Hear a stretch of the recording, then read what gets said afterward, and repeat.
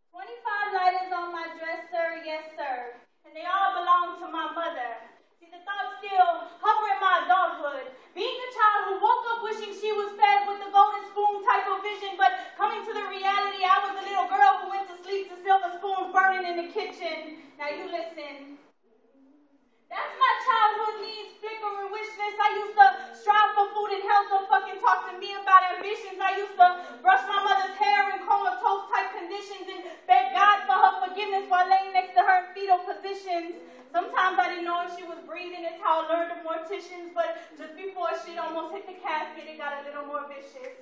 I used to dream of her being stabbed with heroin needles by physicians and pray with my grandmother. It was some sort of sick-ass audition. Watching her pump herself full of lead and the lighter sparked the ammunition. I watched 25 bits light her up like a Christmas electrician. But the spirit was missing. And approaching me about this was a room full of Christians claiming to be messengers from God, politicking about addiction. So at 6, religion struck me a bit odd. I didn't need someone throwing bones of pity at me like I was a dog. Just listen to my heartaches cry for help and take my message to him if it's really a job. Yeah. But they would just look at us with twisted faces full of disgust like we were the snobs.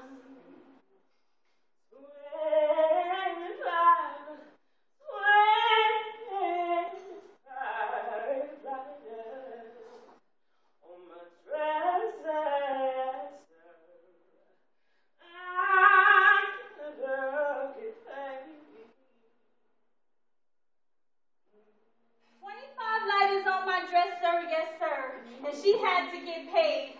Some way, somehow, she had to have funds to get her fixes, so I watched her hang every value a mother should have taught her daughter in a greedy man's sheets. Don't talk to me about crucifixion. She injected steel into her veins until she was out cold and now burning inside me of 25 flames and constant torch to my soul. The older I became, it seemed more real, understanding my mother's issues and how they made me feel. So I looked to men for the love of money, because I had to get my fix. Knowing nothing of myself besides designer shit and expensive kicks, labeling myself with brands and the smell of dirty money on my hands until her flame became mine and my innocence too was burned by a man. That's how those lighters became empty.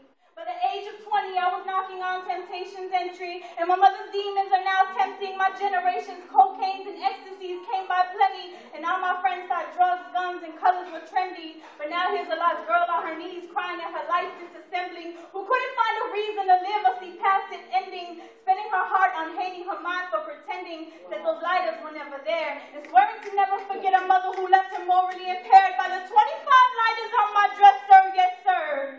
But they all belong to my mother, and I loved her.